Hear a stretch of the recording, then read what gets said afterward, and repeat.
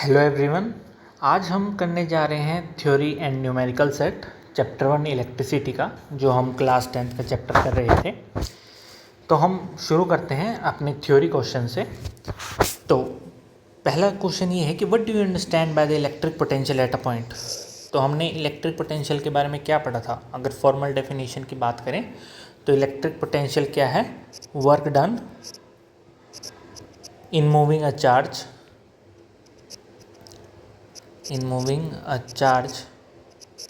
from infinity to one point, है ना। मतलब जब भी हम किसी चार्ज को एक फील्ड ऑफ फोर्स में रखेंगे तो उसको वहाँ रखने के लिए जो हमें वर्क करना पड़ा, उसी को ही क्या बोलते हैं? Electric potential. अब सेकेंड क्वेश्चन ये है कि how much energy is transferred by the 12 volt power supply to each coulomb of charge when it moves around the circuit. तो बोलता है कि एक बैटरी है एक सर्किट में जो कि 12 वोल्ट पावर सप्लाई करती है। तो बताओ एक ईच कूलम ऑफ चार्ज को उस सर्किट में मूव कराने के लिए उसको कितनी एनर्जी देनी पड़ेगी। तो हमें पता है कि V इज इक्वल टू क्या होता है? W/Q। यहाँ से मैं कह सकता हूँ कि W जो कि वर्क डन है वो क्या है? V into Q.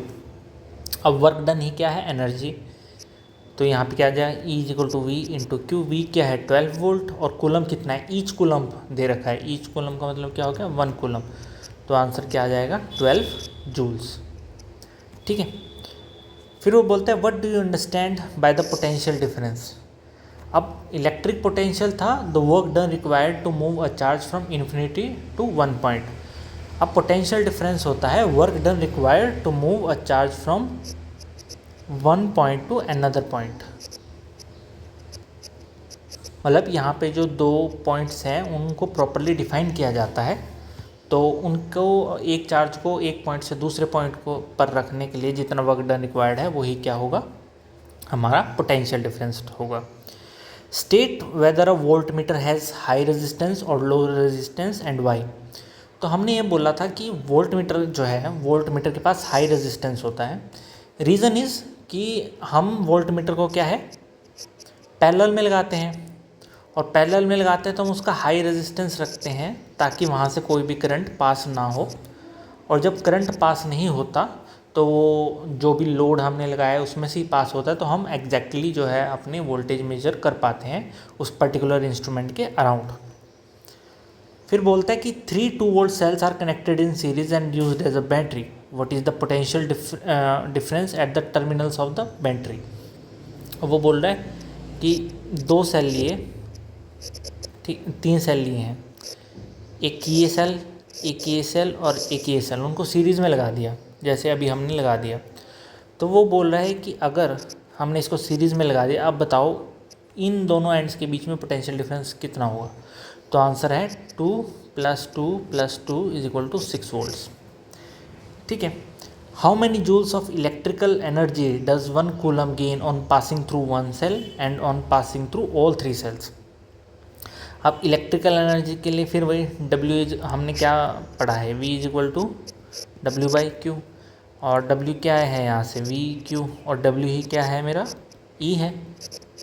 अब जब ईच सेल के थ्रू वो 1 कूलम चार्ज की बात कर रहा है तो आंसर क्या आएगा? 2 × 1 जूल्स। 2 जूल्स आ गया मतलब आंसर। और जब वो बोल रहा है कि टोटल उन 3 सेल्स को पास करने के लिए कितनी एनर्जी लगी है, तो वो क्या आ जाएगा? 6 वोल्ट, क्योंकि वो तीनों सीरीज़ में लगे हैं। तो as a 3 cell battery act करें, 3 सेल बैटरी के अक्रॉस 6 वोल्ट डिफरेंस है, पोटेंशियल डिफरेंस है। तो 6 × 1 = क्या होगा? 6 जूल्स। ठीक है। तो ये इस तरीके से आपको चीज़ें करनी है। Name a device which helps to maintain potential difference across a conductor. हम सर्किट में ऐसा क्या यूज़ करते हैं जो पोटेंशियल डिफरेंस को मेंटेन करता है? तो इसका सोल्यूशन क्या है? इसका सोल्यूशन या तो सेल हम यूज़ करते हैं या फिर हम बैटरी यूज़ करते हैं। ठीक है। सेल बैटरी का काम यही तो है कि वो एक आर्टिफिशियल पोटेंशियल डिफरेंस क्रिएट करे, क्योंकि नेचुरली तो जो कंडक्टर है उसमें पोटेंशियल डिफरेंस तो नहीं होगा। ठीक है। What makes an electric current flow in a wire. एक वायर है, वायर में इलेक्ट्रिक करंट क्यों फ्लो करता है? क्योंकि दो पॉइंट्स के बीच में पोटेंशियल डिफरेंस होता है, और जब पोटेंशियल डिफरेंस होगा तो चार्जेस फ्लो करेंगे, चार्जेस फ्लो करेंगे तो क्या होगा? करंट फ्लो करेगा। तो इसका आंसर क्या है? Potential difference makes an electric current flow in wire. Explain why resistance of ammeter be very small and a voltmeter very large. तो देखो, एमीटर को हम क्या है, बेसिकली सीरीज़ में यूज़ करते हैं, और सीरीज़ में यूज़ करते हैं तो हमें टोटल सर्किट का रेजिस्टेंस क्या है? ऑलमोस्ट कांस्टेंट रखना है। अगर मैं एमीटर का रेजिस्टेंस हाई रख दूंगा तो सीरीज़ में इक्विवेलेंट रेजिस्टेंस बढ़ जाएगा, इक्विवेलेंट रेजिस्टेंस बढ़ जाएगा तो हमारे पूरे सर्किट का करंट चेंज हो जाएगा, और करंट चेंज हो जाएगा तो मैं एक्चुअल रीडिंग नहीं ले पाऊंगा उस सर्किट के करंट की। अब वोल्ट मीटर का हम जो है वो पैरेलल में लगाते हैं, और इसको लार्ज क्यों करते हैं? तो पहली बात, लार्ज इसलिए करते हैं ताकि जब पैरेलल में एक करंट बहुत ज़्यादा लार्ज हो जाता है दूसरे उस लोड के कंपैरिजन में, जिस लोड के पैरेलल में आपने ये वोल्ट मीटर लगाया है, तो उससे जब हम इक्विवेलेंट रेजिस्टेंस निकालते हैं पैरेलल में तो उतना ही आता है जितना पहले होता है। तो इससे होता ये है कि हमारे करंट की रीडिंग पे फ़र्क नहीं पड़ता, और अगर करंट की रीडिंग पे फ़र्क नहीं पड़ता, रेजिस्टेंस की रीडिंग पे फ़र्क नहीं पड़ता, तो वोल्टेज हमारी वही मेजर होगी जो हम मेजर करना चाह रहे हैं। ठीक है, ये हमने लेक्चर में बहुत अच्छे से किया है, बट फिर भी मैं एक बार आपको दोबारा से ये चीज़ें समझा देता हूँ। जैसे कि ये रेजिस्टेंस है, और इस रेजिस्टेंस से करंट फ्लो कर रहा था, और हमें बताना है कि ये क्या बोलते हैं कि करंट कितना फ्लो कर रहा है इस रेजिस्टेंस की। तो अब मैंने एमीटर लगाया। अब सपोज़ करो ये रेजिस्टेंस 100 ओम का है, और मैंने एम्पियर भी कुछ कंपैरेटिव में ही ले लिया, जैसे 150 ओम। ठीक है, अब टोटल रेजिस्टेंस कितना बन गया? इक्विवेलेंट 150 ओम। वोल्टेज एक फिक्स होगी, जब वोल्टेज फिक्स होगी तो आई क्या हो जाएगा? चेंज हो जाएगा। मतलब पहले मुझे मापना तो सिर्फ 100 ओम के लिए है, 100 ओम के लिए वी फिक्स है, तो उसकी कुछ आई की वैल्यू आएगी। ठीक है, सपोज़ करो एक्स आ गई। लेकिन जैसे ही मैंने एमीटर लगाया, लेकिन एमीटर का रेजिस्टेंस बहुत ज़्यादा हाई है, लाइक 50 ओम, लेकिन वोल्टेज तो अब भी फिक्स है, तो उससे क्या होगा? जो नया करंट आएगा वो चेंज हो जाएगा। अब मुझे मेजर तो ये एक्स ही करना था, लेकिन मैं अब मेजर क्या करूँगा? वाई। तो इसलिए हम क्या करते हैं, ए को बहुत स्मॉल रखते हैं, जैसे कि 2 ओम, 3 ओम, ऐसे मतलब कंपैरिजन में जो भी आपका रेजिस्टेंस, जैसे 100 ओम है तो उसके कंपैरिजन में 2-3 ओम रखेंगे। तो इससे होता क्या है कि जो इक्विवेलेंट रेजिस्टेंस है वो भी 100 के आसपास ही रहता है। तो इससे जो करंट की वैल्यू है वो अप्रॉक्सीमेटली I1, ये जैसे I है, I डैश है, ये सब क्या होंगे? सेम होंगे। तो ये तो बात होगी एमीटर की। वोल्ट मीटर में क्या है? अब मुझे इसके अराउंड अपना पोटेंशियल डिफरेंस मेजर करना है, तो मैं इसके पैरेलल में क्या लगाता हूँ? Volt meter. अब अगर ये 100 का है तो इसको हमें कितना रखना पड़ेगा? 10,000 रखना पड़ेगा। तो जब मैं आर इक्विवेलेंट निकालूंगा तो कुछ इस तरीके से आएगा।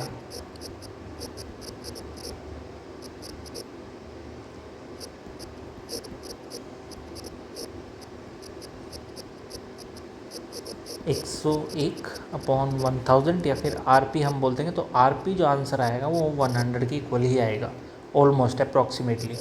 तो जब हमारा इक्विवेलेंट रेजिस्टेंस ही चेंज नहीं होगा वोल्ट मीटर लगाने पे, तो हम एग्जैक्ट वोल्टेज की रीडिंग ले पाएंगे।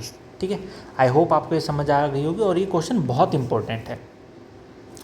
What happens to the resistance as the conductor is made thinner. अब मुझे पता है रेजिस्टेंस की वैल्यू, मतलब जो फॉर्मूला होता है क्या होता है? रो L/A। अब वो बोल रहा है कि हमने कंडक्टर को थिन कर दिया। थिन कर दिया मतलब ए को रिड्यूस कर दिया, और मुझे पता है कि R इन्वर्सली प्रोपोर्शनल टू ए है। अगर ए कम हो गया तो R क्या बढ़ जाएगा? इंक्रीज हो जाएगा। ठीक है, तो हम क्या कहेंगे? जब मैं कंडक्टर को थिन बनाऊंगा तो मेरा रेजिस्टेंस क्या हो जाएगा? इंक्रीज हो जाएगा। Name the law which is illustrated by the straight V I graph. Straight V I graph कौन सा होता है? ये यहाँ पे वोल्टेज, यहाँ पे करंट। तो इसका ग्राफ हमें क्या बताता है? इसका ग्राफ हमें ओम्स लॉ के बारे में बताता है। हमें लॉ ही बताना था, और जब मैं इस वी आई ग्राफ का जो स्लोप निकाल लूँगा तो वो मुझे क्या देगा? रेजिस्टेंस देगा। ठीक है, अब give 2 reasons why nichrome alloy is used for making the heating elements of electrical appliances, and why are coils of electric irons and electric toasters made of alloy rather than a pure metal। तो तो अब nichrome alloy को ही क्यों use करते हैं heating elements में, जैसे आपका हीटर हो गया या फिर आपकी आयरन होगी, ये सब। तो रीज़न पहला रीज़न तो ये है कि इसका रेजिस्टेंस बहुत ज़्यादा होता है। रेजिस्टेंस बहुत ज़्यादा होगा तो उससे होगा क्या कि जो चार्जेस का कोलिजन है वो बहुत ज़्यादा होगा, कोलिजन ज़्यादा होगा तो उससे हीट जनरेट होगी और हमें हीट ही जनरेट करवानी है हीटिंग एलिमेंट से। दूसरा, इनका ऑक्सीडेशन लो होता है। ऑक्सीडेशन लो का मतलब है कि जब ये हीट होते हैं तो ये जल जाते हैं, तो जलने से ये ख़राब नहीं होते हैं। अगर मैं एक पेपर को जला दूँ तो पेपर क्या बन जाएगा, एक ऐश में कन्वर्ट हो जाएगा, राख में कन्वर्ट हो जाएगा। तो लेकिन जो नाइक्रोम है वो कंटिन्यूसली ग्लो करता रहेगा, वो कंटिन्यूसली हीट करता रहेगा, लेकिन वो ख़राब नहीं होगा इतनी जल्दी। मतलब आप एक हीटर को 2-3 साल तक बड़े आराम तक यूज़ कर सकते हैं। तो ऐसा क्यों? क्योंकि वो ऑक्सीडेशन जो है उसका वो लो होता है। अब जो कॉइल्स हैं इलेक्ट्रिक आयरन्स की, इलेक्ट्रिक टोस्टर्स की, वो अलॉय से क्यों बनाई जाती हैं प्योर मेटल के अलावा? मतलब प्योर मेटल से क्यों नहीं बनाई जाती, अलॉय की क्यों बनाई जाती है? अलॉय का रेजिस्टेंस बहुत हाई होता है। रेजिस्टेंस हाई है तो चार्जेस का कोलिजन ज़्यादा तो हीट ज़्यादा। प्योर मेटल में रेजिस्टेंस कम होता है, इसमें रेजिस्टेंस ज़्यादा, इसमें रेजिस्टेंस कम। और जब रेजिस्टेंस कम होगा तो हीट क्या होगी, कम। और एक इलेक्ट्रिक आयरन किस लिए जानी जाती है, अपनी हीट के लिए जानी जाती है, लेकिन जब वो हीट ही नहीं होगी उसमें तो इलेक्ट्रिक आयरन किस बात की, है ना। How does the resistance of pure metal changes if its temperature decreases? अब वो बोला है कि एक प्योर मेटल है और पहले वो सपोज़ करो 40 डिग्री सेल्सियस टेम्परेचर पे रखा हुआ था, ठीक है, उसका कुछ रेजिस्टेंस होगा। अब अगर हम उसको कम कर दें, 30 डिग्री पे कर दें, तो अब उसकी रेजिस्टेंस क्या होगा? तो आंसर है कि रेजिस्टेंस डिक्रीज़ होगा। हमेशा याद रखना है कि प्योर कंडक्टर या प्योर मेटल के लिए जब भी टेम्परेचर बढ़ेगा तो रेजिस्टेंस बढ़ेगा, और जब भी टेम्परेचर डिक्रीज़ होगा तो रेजिस्टेंस डिक्रीज़ होगा। और यहाँ पे वो बोला कि टेम्परेचर डिक्रीज़ हो रहा है, तो जब टेम्परेचर डिक्रीज़ हो रहा है तो हमारा क्या है, रेजिस्टेंस भी डिक्रीज़ होगा। अब ऐसा क्यों? तो देखिए, जब भी टेम्परेचर बढ़ता है तो टेम्परेचर बढ़ने से ये होता है कि एटम्स के पास जो है वो एनर्जी ज़्यादा आती है। टेम्परेचर आपको क्या प्रोवाइड कर रहा है, एक तरह की हीट एनर्जी प्रोवाइड कर रहा है। उस हीट एनर्जी को कैप्चर करके इलेक्ट्रॉन्स एटम से निकल जाते हैं, और जब एटम्स निकल जाते हैं तो बहुत सारे इलेक्ट्रॉन्स ऐसे ही इकट्ठा हो जाते हैं तो आपस में कोलिजन करने लगते हैं, और जब वो कोलिजन करने लगते हैं तो उससे होता है ये क्या, रेजिस्टेंस बढ़ जाता है। सिमिलरली जब आपका टेम्परेचर डिक्रीज़ होगा तो आपकी जो टेम्परेचर है आपको हीट एनर्जी कम प्रोवाइड करेगा, तो कम नंबर ऑफ़ इलेक्ट्रॉन्स अपने एटम से निकल पाएंगे, और जितने निकले हैं वो ईज़िली जो है वो एक प्लेस से दूसरी प्लेस पे जा पाएंगे। और क्योंकि अब ऑब्स्ट्रक्शन है ही नहीं उनमें, कि जब वो ए पॉइंट से बी पॉइंट पे जा रहे हैं बीच में कोई उनको ऑब्स्ट्रक्शन मिला ही नहीं, तो इसका मतलब क्या है, रेजिस्टेंस कम हो जाता है। How does the presence of impurities in a metal affects its resistance? तो देखो, अगर मैं बात करूं कि मैं कंडक्टर में इम्प्योरिटीज़ ऐड कर रहा हूं तो उससे होता क्या है, रेजिस्टेंस इंक्रीज हो जाता है। कब? जब मैं मेटल की बात कर रहा हूं, जब मैं मेटल में इम्प्योरिटीज़ ऐड कर रहा हूं तो मेरा रेजिस्टेंस इंक्रीज होगा। ऐसा क्यों? तो आप इसको कुछ इस तरह की एनालॉजी से समझो कि आप अपने स्कूल में पढ़ रहे हो, आप अपने स्कूल में जब पढ़ रहे हो किसी 5-6 साल तक, तो आपको अपने स्कूल का सब चीज़ पता है कि आपका डिसिप्लिन कैसा है, ये वो, तो आप अपने हिसाब से उधर घूम फिर सकते हो। लेकिन अब अचानक से आपको क्या है, एक ऐसे इन्वायरमेंट में डाल दिया जाए, दूसरे स्कूल में डाल दिया जाए जहाँ आप कुछ नहीं मतलब जानते, तो आपकी मूवमेंट क्या होगी, बहुत कम होगी। तो इसी तरीके से होता ही है कि जब मेटल्स में आप इम्प्योरिटीज़ ऐड कर दो तो इम्प्योरिटीज़ आने की वजह से एक इन्वायरमेंट चेंज होता है, और जब इन्वायरमेंट चेंज होता है तो जो इलेक्ट्रॉन्स हैं, चार्जेस हैं, उनके लिए डिफ़िकल्ट हो जाता है मूव करना, और जब डिफ़िकल्ट हो जाता है तो इसका मतलब क्या है, रेजिस्टेंस जो है वो इंक्रीज़ करता है। लेकिन मैं अगर यहीं पे बोल दूं कि मेरे पास सेमीकंडक्टर है और सेमीकंडक्टर में मैं इम्प्योरिटीज़ डाल रहा हूँ, तब क्या होगा, सेमीकंडक्टर में अगर मैं इम्प्योरिटीज़ डाल दूँ तो इसमें रेजिस्टेंस डिक्रीज़ हो जाएगा, ठीक है, ये याद रखना।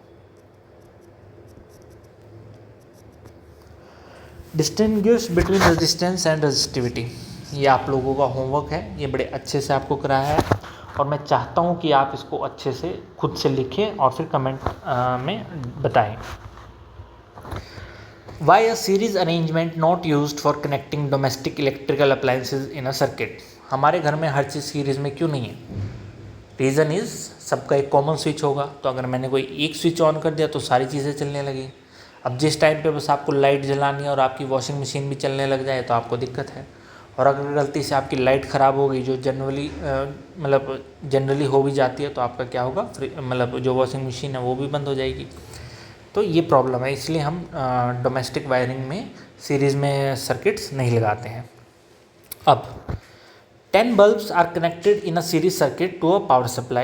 10 identical bulbs are connected in a parallel circuit to identical power supply. Which circuit has the highest voltage across each bulb? वो बोल रहा है कि 10 बल्ब ऐसे लगाए सीरीज़ में, ये जो लाइन है ये आपके लिए क्या है, बल्ब है, ठीक है, कुछ इस तरीके से लगाए और इनको कनेक्ट कर दिया किससे, एक बैटरी से। और एक आपने क्या लगाए, ऐसे ऐसे ऐसे ऐसे, मतलब इन सब का एक कॉमन कनेक्शन मतलब ये पैरेलल में है। और इसको क्या कर दिया, एक बैटरी से जोड़ दिया। तो वो पूछ रहा है पहले क्वेश्चन में, बताओ किस केस में एक बल्ब के अक्रॉस हाईएस्ट वोल्टेज होगी। तो हमें ये पता है कि अगर ये V है और इनके अक्रॉस V1, V2, V3 है, तो सीरीज़ में V is equal to V1 plus V2 plus V3 है। और क्योंकि सब बल्ब्स आइडेंटिकल है तो हर बल्ब के अक्रॉस क्या होगा, V/10 वोल्ट होगा, ठीक है। तो यहाँ से हमें पता लग गया कि सीरीज़ के केस में हर बल्ब के अक्रॉस क्या होगा, V/10 वोल्ट होगा पोटेंशियल डिफरेंस ड्रॉप। अब पैरेलल में हमें पता है कि पैरेलल में जो भी अप्लायंस होता है, जैसे यहाँ पे बल्ब है तो उनके अक्रॉस सेम ही वोल्टेज ड्रॉप होगा। अगर यहाँ पे V है तो इन हर इंडिविजुअल बल्ब के अक्रॉस भी क्या होगा, V ही होगा। तो इससे हमें ये पता लगा कि पैरेलल सर्किट में हाईएस्ट वोल्टेज होगी across each bulb. In which circuit would the bulbs be brighter. अब एक बल्ब अगर 200 वोल्ट पे चलते हैं, ठीक है, सपोज करते हैं, और यहाँ पे हमें पता लग रहा है कि ईच बल्ब को सिर्फ 20 वोल्ट मिल रहा है, तो क्या ये पूरी अच्छी तरह ग्लो कर पाएंगे, नहीं। तो आंसर क्या आएगा, पैरेलल वाले सबसे अच्छे ग्लो करेंगे। In which circuit if one bulb blows out all others will stop glowing, series वाले अभी देखा हमने। Which circuit would have less current in it, ठीक है। अब भाई ऐसा कौन सा सर्किट है जिसमें लेस करंट होगा, तो इसका आंसर है आपका ये सीरीज़। ऐसा क्यों, देखो ये क्या है, अगर मैं इसका हर बल्ब का सपोज करो 10 ओम है, अगर हर बल्ब का 10 ओम रेजिस्टेंस है तो इक्विवेलेंट कितना आ जाएगा, 100 ओम। अब 100 ओम के अक्रॉस एक फिक्स्ड V है, तो यहाँ पे करंट आएगा सपोज I। अब यहाँ पे अगर हर बल्ब के अक्रॉस 10 ओम रेजिस्टेंस है और पैरेलल में लगे हैं, तो इनका इक्विवेलेंट क्या आ जाएगा, 1/10 1/10। जब आप इसको सॉल्व करोगे तो R इक्विवेलेंट आएगा कितना, 1 ओम।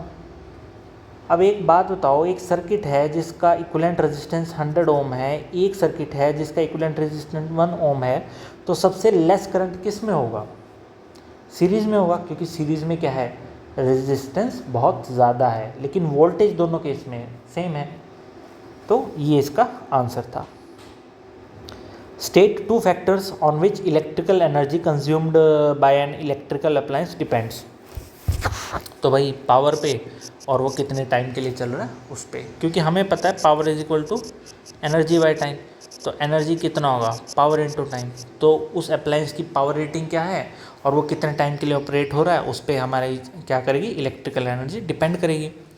Name 2 effects produced by electric current. तो देखो एक तो हमने पढ़ा ही है कि हीटिंग इफेक्ट,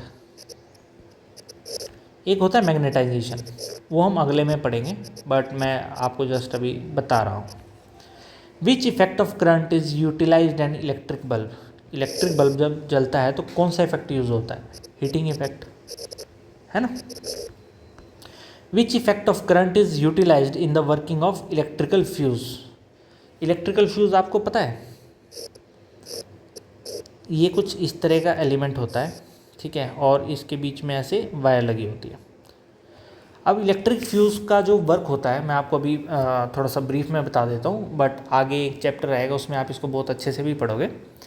तो इलेक्ट्रिक फ्यूज़ का काम ये होता है कि जैसे ही सपोज़ आपके घर में आपको चाहिए 10 एम्पेयर का करंट, ठीक है, हर अप्लायंस को चलाने के लिए, लेकिन पीछे से ट्रांसफार्मर से आपके घर में 12 एम्पेयर का करंट आ गया, और 12 एम्पेयर का करंट ऐसा है कि वो आपके घर के सारे अप्लायंसेस को तबाह कर सकता है। तो बचे कैसे? तो हम क्या करते हैं, इस फ्यूज़ को यूज़ करते हैं। फ्यूज़ में एक वायर होती है, इसका मेल्टिंग पॉइंट बहुत ही शार्प होता है। मतलब कि अगर इस वायर के अंदर 10 एम्पेयर तक का करंट फ्लो करेगा तब तो ये ठीक है, कोई कुछ प्रॉब्लम नहीं होगा। लेकिन जैसे ही 10 एम्पेयर से ज़्यादा करंट आएगा तो ये हीट होना शुरू हो जाएगी, और जैसे ही हीट होगी तो मेल्ट हो जाएगी। इसका मेल्टिंग पॉइंट शार्प होता है लेकिन बहुत कम होता है, मतलब फिक्स्ड रेटिंग होती है। जैसे हमारे घर में ऐसे फिक्स है, जैसे इंडिया में एक इंडियन रेटिंग होगी कि अगर इससे ज़्यादा की वोल्टेज सप्लाई या फिर इससे ज़्यादा का करंट आया तो वो हमारे अप्लायंसेस को ख़राब कर सकता है। तो इसलिए हम फ्यूज़ का यूज़ करते हैं। फ्यूज़ में हम किसका, मतलब आई थिंक एक टिन यूज़ होता है, एक और कोई अलॉय मतलब मेटल वगैरह यूज़ होता है, इनसे मिलके जो है हमारी ये फ्यूज़ वायर बनती है। और जैसे ही सपोज़ करो 10 एम्पेयर रेटिंग है अपने इंडिया में, तो जैसे ही 10 एम्पेयर से ज़्यादा करंट आएगा तो ये हीट हो जाएगी तो ये मेल्ट हो जाएगी जल्दी, ठीक है। लेकिन 10 एम्पेयर या उससे नीचे कभी मेल्ट नहीं होगी।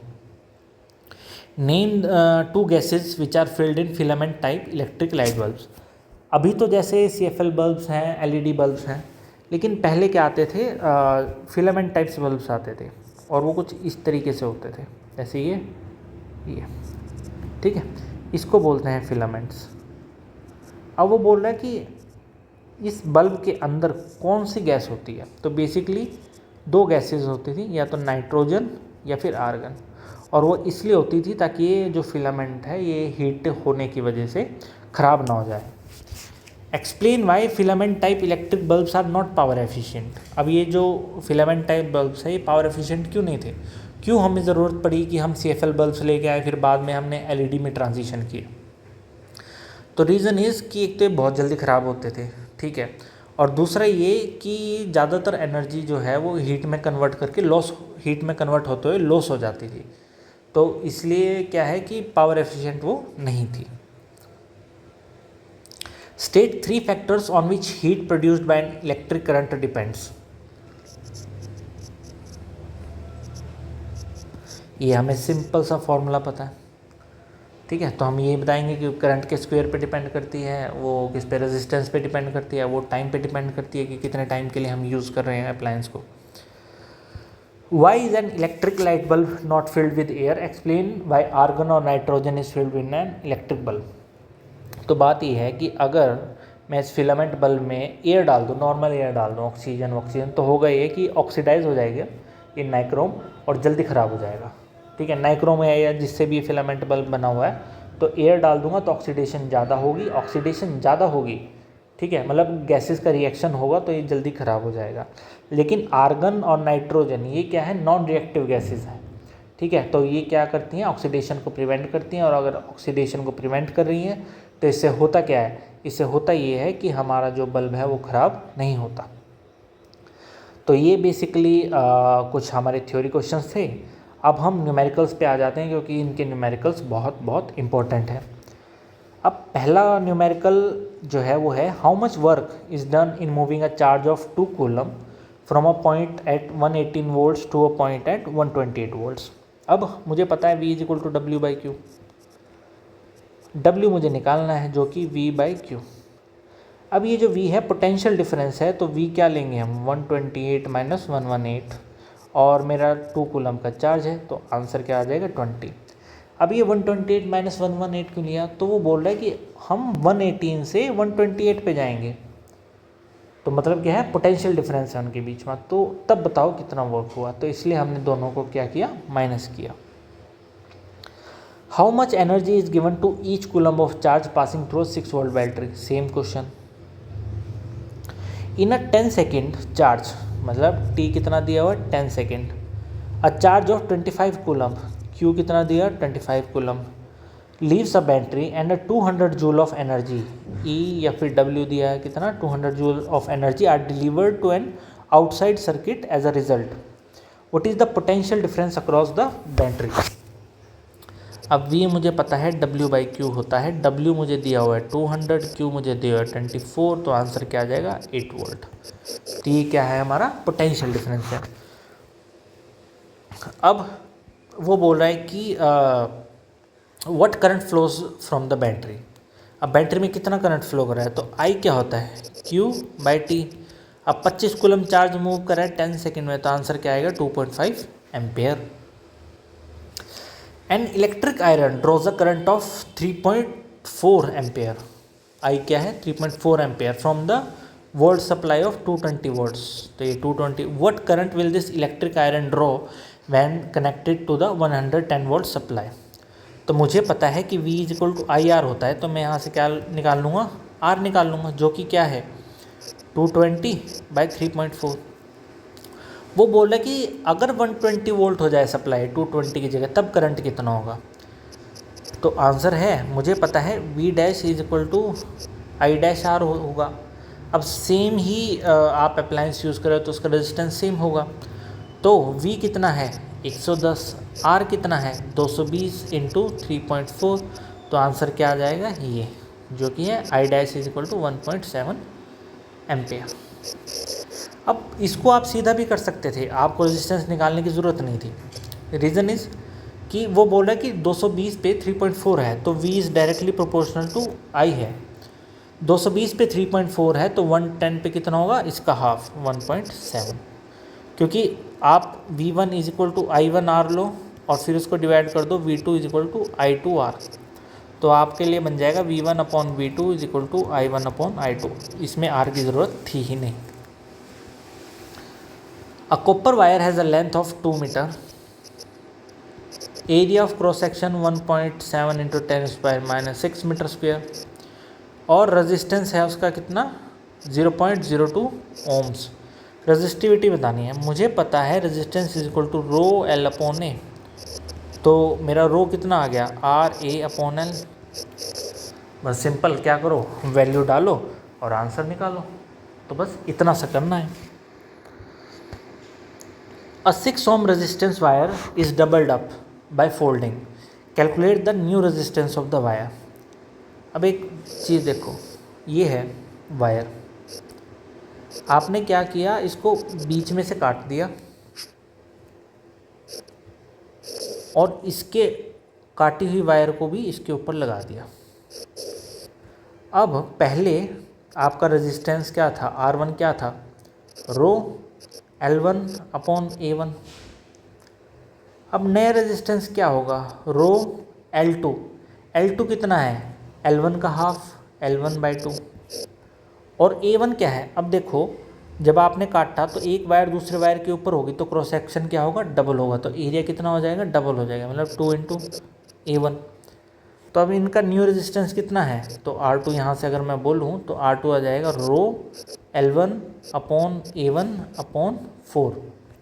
तो मतलब जो R2 है वो किसके इक्वल आ गया, R1/4 के। तो आपका रेजिस्टेंस क्या हो जाएगा, 1/4 हो जाएगा। A resistance of 6 ohms is connected in series with another resistance of 4 ohm. A potential difference of 20 volts is applied across the combination. Calculate the current through the circuit and the potential difference across the 6 ohm resistance. तो ऐसे case में सबसे पहले आपको क्या करना है, सबसे पहले आपको डायग्राम बनाना है। वो बोल रहा है कि दो रेजिस्टेंस हैं 6 और 4 ओम और ये सीरीज़ में लगे हुए हैं। अब इनके अक्रॉस जो पोटेंशियल डिफरेंस है वो क्या लगाया हुआ आपने, 20 वोल्ट्स लगाया हुआ है। अब बताओ calculate the current through the circuit. अब 6 + 4 ओम है, ये सीरीज़ में है, तो ये सिंपली ऐड होके क्या हो जाएंगे, 10 ओम हो जाएंगे। अब जब 10 ओम हो गए तो हम करंट फाइंड कर सकते हैं। V = IR, V कितना है 20, R कितना है 10, तो करंट कितना आ जाएगा 2 एम्पेयर। अब वो बोल रहा है कि ये बताओ, ये 6 ओम था, ये 4 ओम था, तो सिर्फ 6 ओम के अक्रॉस कितना पोटेंशियल डिफरेंस है। तो हमें पता है कि थ्रू आउट द सर्किट तो 2 एम्पेयर ही फ्लो कर रहा है, तो 6 ओम रेजिस्टेंस से भी 2 एम्पेयर करंट फ्लो करेगा और 4 ओम रेजिस्टेंस से भी 2 एम्पेयर करंट फ्लो करेगा। अब पोटेंशियल डिफरेंस कितना होगा, तो मुझे पता है V is equal to I R होता है। I मेरा 2 ओम है और क्योंकि 6 ओम के अक्रॉस पोटेंशियल डिफरेंस मेजर करना है तो R की वैल्यू क्या आ जाएगी 6। तो V क्या आ गया यहाँ पे 12 वोल्ट्स। ठीक है जी, ये बात हो गई। अब in the circuit diagram given along side find, अभी एक डायग्राम दे रखा है तो हमें बोला है कि इसका टोटल रेजिस्टेंस फाइंड करो। ठीक है, अब इसमें एक सिंगल रेजिस्टेंस भी है और इसमें एक दो पैरेलल रेजिस्टेंस भी। अब इसको सॉल्व कैसे करें? तो सबसे पहले तो हम क्या करेंगे, जो ये 8 ओम है और 12 ओम है पैरेलल में, इनका इक्विवेलेंट निकालते हैं। तो 1/RP क्या आ गया, 1/8 + 1/12। तो जब मैंने सॉल्व किया तो RP मेरा कितना आया 24/5, यानी कि कितना 4.8 ओम। अब ये इस सारे की जगह मैं RP लिखूँगा जो कि है 4.8। अभी RP 7.2 के साथ क्या है, सीरीज़ में है, तो आपका RS कितना हो जाएगा R1 + RP जो कि कितना है 7.2 + 4.8, आंसर कितना आ गया 12 ओम। तो आपका जो टोटल रेजिस्टेंस है वो कितना है 12 ओम। तो सबसे पहले हमेशा सॉल्व करना कि जो इंडिविजुअल पैरेलल सर्किट्स आपको दिए होंगे डायग्राम में, आप पहले उनको सॉल्व करो ताकि वो किसी रेजिस्टेंस के साथ क्या हो, सीरीज़ में आ जाएं। अब वो बोल रहा है कि टोटल करंट बताओ कितना है इस पूरे सर्किट में। अब पोटेंशियल डिफरेंस 6 वोल्ट का है, रेजिस्टेंस 12 का है, तो मैं V = IR करके I निकाल लूँगा। I क्या आएगा V/R जो कि है 6/12 = 0.5 एम्पियर। ठीक है जी। अब वो पूछ रहे कि सिर्फ R1 के अक्रॉस कितना है पोटेंशियल डिफरेंस। तो मुझे पता है कि भाई 0.4 एम्पियर पूरे इसमें सर्किट में बह रहा है। ठीक है, यहाँ पे आके 0.5 डिवाइड हो जाएगा, लेकिन जब यहाँ से निकलेगा तो 0.5 एम्पियर के साथ ही निकलेगा। इससे अभी हमें कुछ मतलब नहीं है क्योंकि उसने किसके पूछा है, R1 का पूछा है। R1 कहाँ पे है, यहाँ पे, और इसमें करंट कितना फ्लो कर रहा है 0.5। तो पोटेंशियल डिफरेंस कितना आ जाएगा V = IR। I कितना है 1/2, R कितना है मेरा 7.2। तो आंसर क्या है, वोल्टेज डिफरेंस है 3.6 वोल्ट्स। ठीक है जी। A wire that has a resistance R is cut in 2 equal pieces। ये 2 वायर थी, इनको तोड़ दिया, ये भी L लेंथ की, ये भी L लेंथ की। The 2 parts are joined in parallel। अब इनको क्या है, पैरेलल में ज्वाइन कर दिया गया। What is the resistance of the combination। ठीक है जी। अब देखो, मैं मान लेता हूँ कि पूरी इसकी लेंथ 2L थी, ठीक है, और area of cross section A था। तो मेरा R क्या हो जाएगा, रो 2L/A, मतलब मैं बोल सकता हूँ R = 2 रो L/A। ठीक है, ये मेरा रेजिस्टेंस था ओरिजिनल वायर का। अब मैंने उनको 2 इक्वल पीसीज में बांट दिया। जब इक्वल पीसीज में बांट दिया तो R1 और R2 होंगे कुछ। R1 कितना आएगा, रो तो सेम है क्योंकि वो किस पे डिपेंड करता है, मीडियम पे। लेंथ हाफ हो गई मतलब L हो गई, और एरिया तो उतना ही रहेगा क्योंकि एरिया में हमने कोई घटा नहीं किया है। सेम विथ इसका L/A। अब वो बोल रहा है कि what these 2 are joined in parallel. अब मैं इनको पैरेलल में ज्वाइन कर दूंगा, तो बताओ इसका इक्विवेलेंट रेजिस्टेंस क्या होगा। तो इक्विवेलेंट तो भाई यही होगा, 1/RP = 1/R1 + 1/ कितना R2, जो कि आ जाएगा कितना ये आ जाएगा 2A/रो L, या फिर मैं कह सकता हूँ क्या, RP = रो L/A × 2। ठीक है, तो ये हमारा क्या आ जाएगा, इक्विवेलेंट रेजिस्टेंस आ जाएगा। तो इस तरह के क्वेश्चंस को आपको ऐसे फॉलो करना है। An electric bulb is rated 220 volt and 100 volt, मतलब V आपको दिया है 220 वोल्ट, पावर आपको दी है कितने 100 वोल्ट। अगर मैं इसको ऑपरेट कराऊँ 110 वोल्ट पे तो पावर कंज्यूम्ड क्या होगी। अब मुझे पता है P = VI है, मतलब P क्या है, डायरेक्शनली प्रोपोर्शनल टू V है। तो मैं अब ये बोल सकता हूँ कि P1/P2 = V1/V2। तो यहाँ से आंसर क्या आएगा, P1 कितना है 100, और दूसरे केस में हमें P2 फाइंड करना है। V1 कितना है 220, दूसरे केस में कितना है 110। तो यहाँ पे x की वैल्यू क्या आ जाएगी, 100/2 = मतलब 50 वाट्स, मतलब the power consumed will be 50 watts. तो ये क्वेश्चन आपको इस तरीके से करने हैं। A radio of 60 watts runs for 50 hours, how much electrical energy consumed. अब इलेक्ट्रिकल एनर्जी क्या होती है, E = P × T। अब P कितना है 60 वाट, T कितना है 50 आवर्स। आवर्स को मैं क्या करता हूँ, कन्वर्ट कर लेता हूँ किसमें, सेकंड्स में। तो ये हो गया 216 × 5 × 1000। तो ये जो भी वैल्यू आएगी जूल्स में, ये आपका आंसर होगा। ठीक है।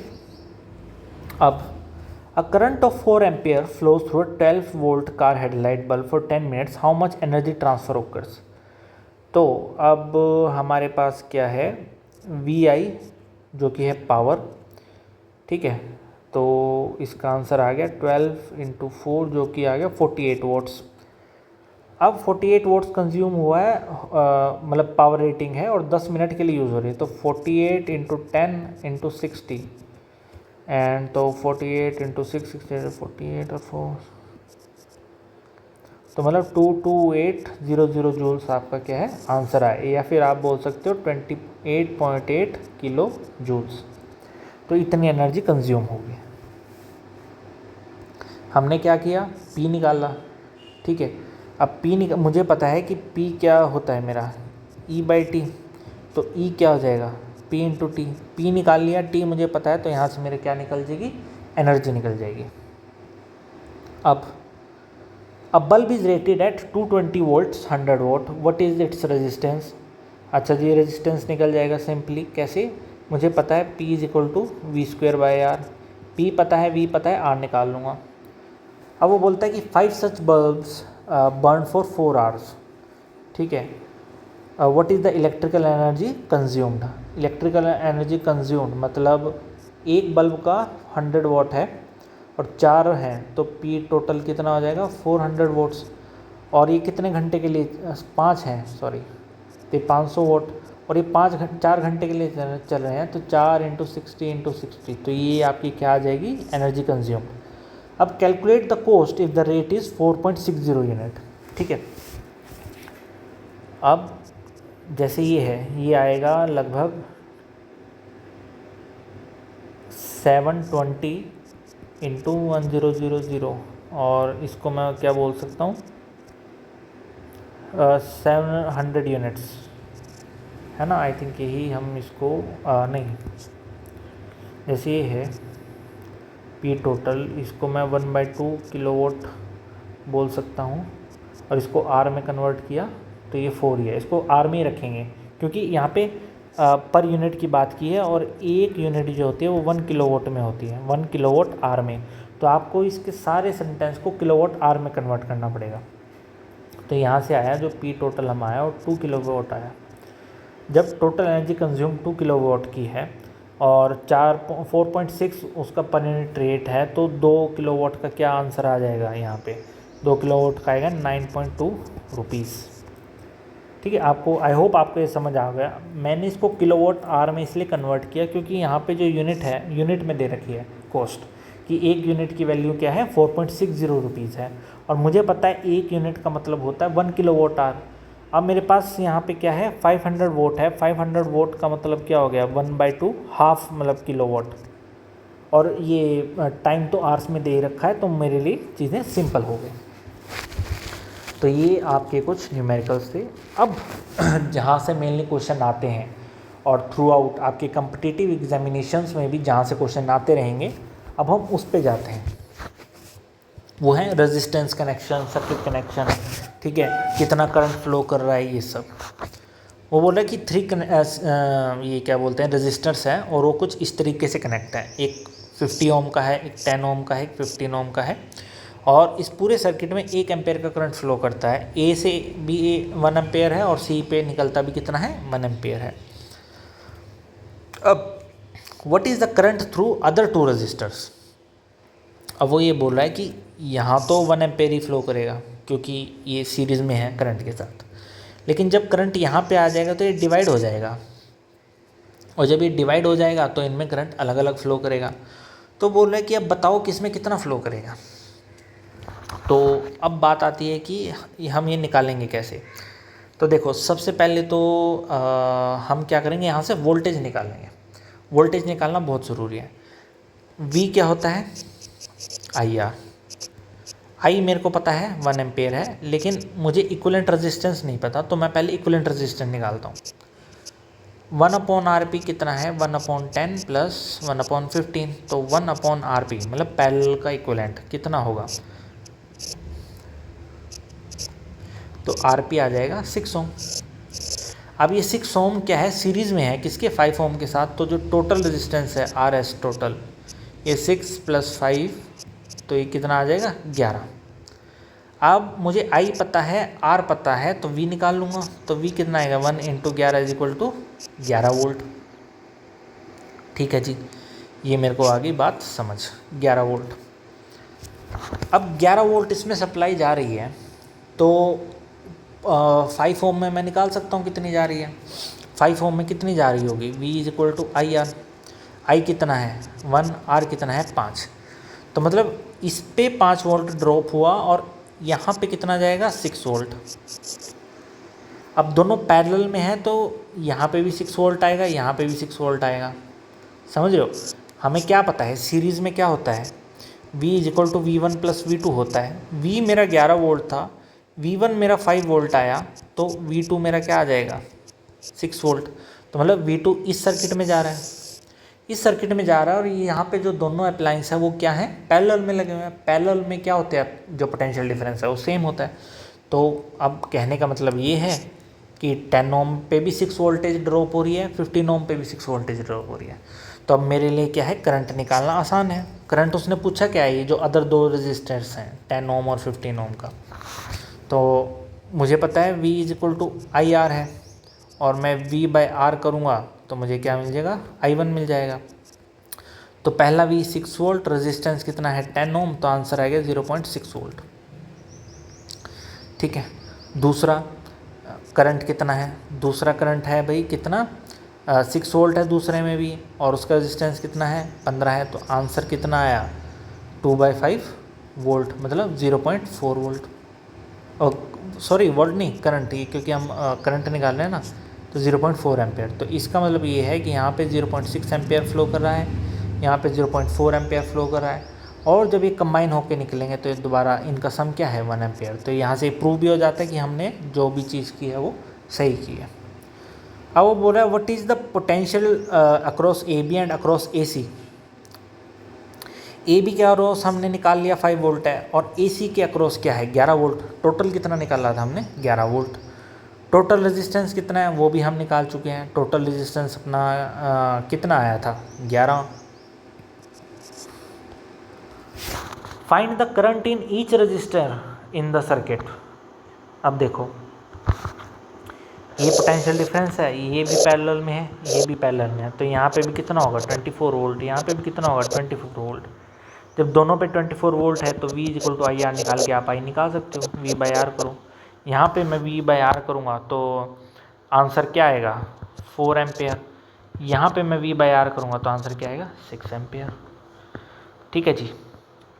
अब ये सर्किट दिया हुआ है, हमें फाइंड, ये बहुत अच्छा क्वेश्चन है, बहुत टाइम ले सकता है, अच्छा, तो इसको बड़े ध्यान से करते हैं। ठीक है, इससे आपके सारे डाउट्स जो हैं वो क्लियर हो जाएंगे। अब for the circuit shown in the diagram, अब ये हमारा सर्किट है। पहले हम क्या करते हैं, इसको ना सॉल्व कर लेते हैं अपने तरीके से। जब मैंने सॉल्व किया तो यहाँ पे बैटरी लगी हुई है, ये 6 ओम और 3 ओम क्या है सीरीज़ में है, तो सीरीज़ में कंबाइन होके क्या हो जाएंगे 9 ओम। ये 12 और 3 ओम क्या है सीरीज़ में है, तो एक कंबाइन होके क्या हो जाएंगे 15 ओम।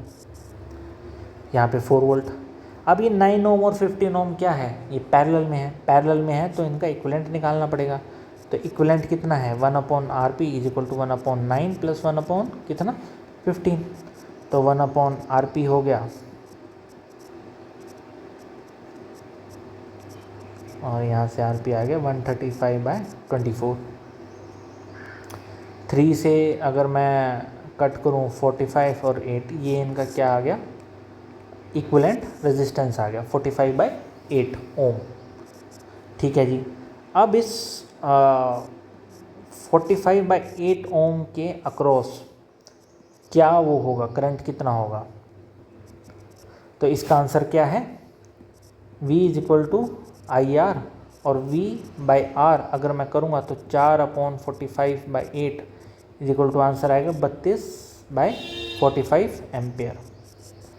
तो हमें ये पता लग गया कि V टोटल 4 वोल्ट है, टोटल इक्विवेलेंट रेजिस्टेंस हमारा कितना है 45/8 है, टोटल करंट हमारा कितना है, टोटल करंट हमारा है 32/45। अब वो बोल रहा है कि बताओ कि 6 ओम के अक्रॉस कितना करंट है। अब 6 ओम के अक्रॉस कितना करंट है, तो देखो ये 4 वोल्ट है, तो यहाँ पे भी कितना होगा 4 वोल्ट, क्योंकि ये किस में है, पैरेलल में। अब 4 वोल्ट इसके पैरेलल में है, तो V = IR से मैं क्या निकाल सकता हूँ, करंट निकाल सकता हूँ। तो आंसर क्या आएगा, 4/6 = 2/3 एम्पेयर। सिंपल। पोटेंशियल डिफरेंस बताना है 12 ओम के अक्रॉस, 12 ओम के अक्रॉस पोटेंशियल डिफरेंस क्या होगा। तो मुझे पता है ये पैरेलल में है, तो इस टोटल के अक्रॉस क्या ड्रॉप हो रहा होगा, 4 वोल्ट ड्रॉप हो रहा होगा। तो 12 ओम के अक्रॉस कितना है, तो ये हम कैसे निकालेंगे। करंट अभी हमें टोटल पता नहीं है, बट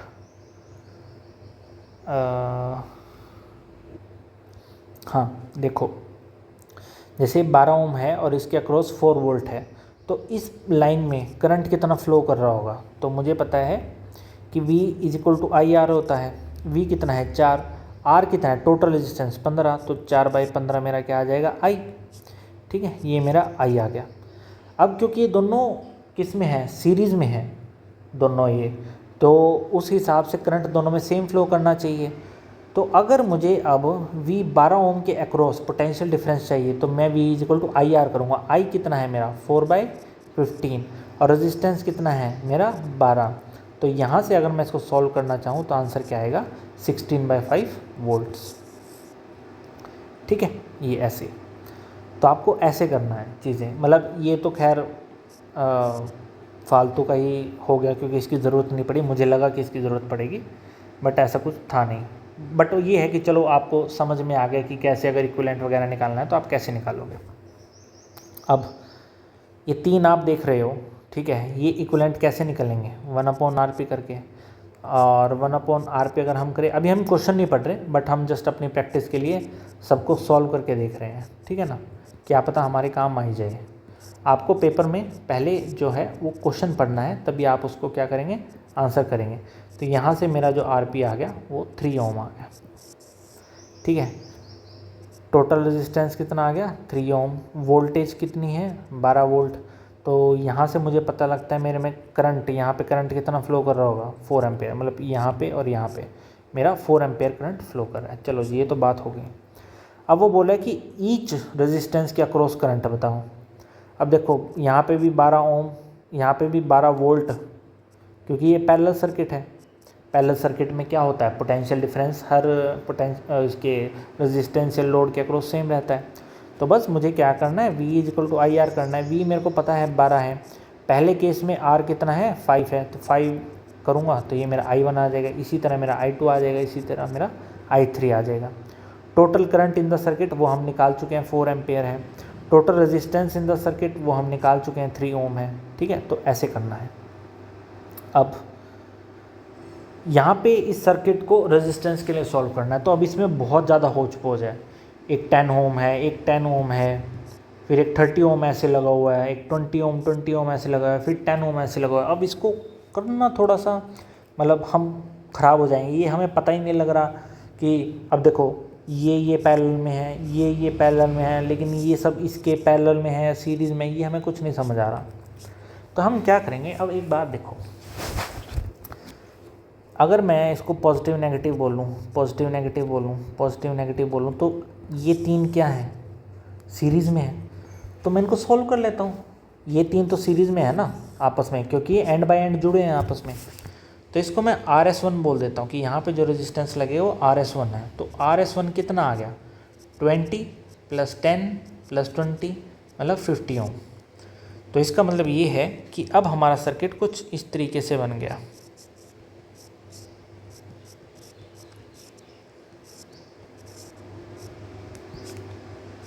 अब हमारा जो सर्किट है वो इस तरीके से बन गया। यहाँ पे 10 ओम, यहाँ पे 30 ओम, यहाँ पे फिर 10 ओम, ये A ये B और इसके अक्रॉस क्या है 50 ओम। अब ये 50 ओम और ये 30 ओम पैरेलल में है, तो इसको बोल देते हैं RP। यहाँ पे इक्विवेलेंट क्या आएगा RP। तो 1/30 + 1/50, तो 1/RP किसके इक्वल आ जाएगा, तो RP किसके इक्वल आ गया 150/8 के। तो अब इन सब की जगह हम क्या लिख देंगे कि हमारा एक रेजिस्टेंस है जिसकी वैल्यू क्या है 150/8 ओम। अब ये तीनों क्या है सीरीज़ में है क्योंकि एंड टू एंड जुड़े हैं, तो इनका इक्विवेलेंट रेजिस्टेंस क्या आ जाएगा RS2, 10 + 10 + 150/8। आंसर कितना आ जाएगा 160 + 150/8 मतलब 308 इतना। तो इसको ऐसे सॉल्व करना था। हमने देखा ये सीरीज़ में है, इसको इक्विवेलेंट बना लिया, फिर यहाँ इसका जो इक्विवेलेंट आया वो 30 ओम के साथ पैरेलल में है, उसको सॉल्व किया, फिर ये तीनों आपस में पैरेलल में आ गए। तो इस तरीके से हमने इसको क्या किया सॉल्व कर लिया। अब इसमें बताओ इक्विवेलेंट रेजिस्टेंस कितना है। तो भाई देखो ये दोनों एंड आपस में जुड़े हैं, ये दोनों एंड आपस में जुड़े हैं, तो ये किस तरह का रेजिस्टेंस है, किस तरह का कॉम्बिनेशन है, ये पैरेलल कॉम्बिनेशन है। जब किसी दो रेजिस्टेंस के सेम तरह के एंड्स एक जगह जुड़े हों तो कौन सा होता है पैरेलल कॉम्बिनेशन होता है। तो इसका मतलब क्या है, इनका जो पैरेलल कॉम्बिनेशन है वो क्या है 1/3 + 1/6 मतलब 1 में। तो 1/RP कितना आ जाएगा, RP आ जाएगा 2 ओम। ठीक है, ये क्वेश्चन। अब इस क्वेश्चन को कैसे करें, तो देखो हमें सिंपल सा दिख रहा है कि ये 8 ओम और ये 8 ओम क्या है सीरीज़ में है। कैसे, ये एंड इस एंड के साथ जुड़ा हुआ है, तो इसका मतलब ये एंड टू एंड कनेक्शन है, एंड टू एंड कनेक्शन है, तो 8 क्या हो गए आपस में, 8 क्या हो गए सीरीज़ में हो गए। तो इनकी जगह मैं क्या लिख दूंगा 16 ओम। अब ये कुछ इस तरीके का बना। अब देखो 4 ओम का भी ये कनेक्शन इधर है, 16 ओम का भी ये कनेक्शन इधर है, 4 ओम का ये वाला कनेक्शन इधर है, 16 ओम का ये कनेक्शन इधर है। तो इसका मतलब ये क्या है, ये एक पैरेलल कॉम्बिनेशन है। और क्योंकि ये पैरेलल कॉम्बिनेशन है तो इसका इक्विवेलेंट रेजिस्टेंस क्या बनेगा 1/4 = 1/16। तो 1/RP क्या आ गया 16/5 ओम। ठीक है, तो आपको इस तरीके से जो है वो चीज़ें चेक करनी है। तो ये थी क्या आपकी एक समरी शीट, मतलब जिसमें हमने थोड़े क्वेश्चंस किए, किस तरीके से क्वेश्चंस आएंगे, थोड़े हमने न्यूमेरिकल सॉल्व किए कि किस तरह के न्यूमेरिकल्स आते हैं, रेजिस्टेंस को इक्विवेलेंट रेजिस्टेंस फाइंड करने का क्या अप्रोच रहता है, दिस एंड दैट। तो ये सब हमने पढ़ लिया। अब इससे जो अगला लेक्चर हमारा होगा वो रहेगा PYQs बेस्ड। PYQ बेस्ड इसलिए हम लेक्चर रख रहे हैं ताकि आपके अंदर एक कॉन्फिडेंस आए कि जो चीज़ हमने पढ़ी है पेपर में भी वही आती है। ऐसा कुछ नहीं है कि जो हम पढ़ रहे हैं उससे कुछ नहीं है और उससे अलग कुछ आ रहा है, ऐसा कुछ। ठीक है, तो वो आपके लिए रहेगा, आपके कॉन्फिडेंस के लिए इससे अगला लेक्चर। और आप उनको प्रैक्टिस भी करोगे तो आपके अंदर एक कॉन्फिडेंस आएगा कि हाँ जो चीज़ हम पढ़ रहे हैं पेपर में भी वही आएगी। तो चलिए फिर हम मिलते हैं अब अगले नेक्स्ट लेक्चर में।